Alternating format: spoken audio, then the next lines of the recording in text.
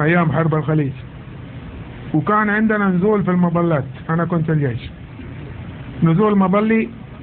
فجيت يوم أبغى أنط مع الجيش مع الكابتن حقنا، لقيت القائد حقنا خايف. أقول له يا أبو فلان إيش بك؟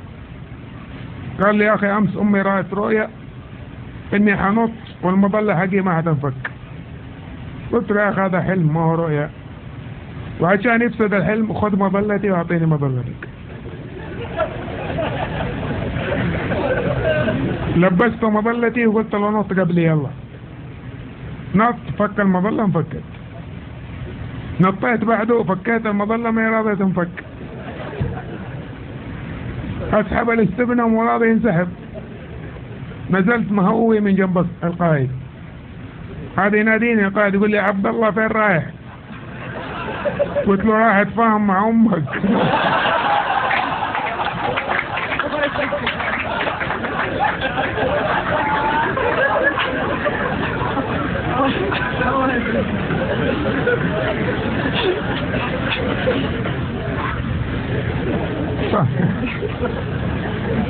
اطل في الرجال يقول لي ما مت.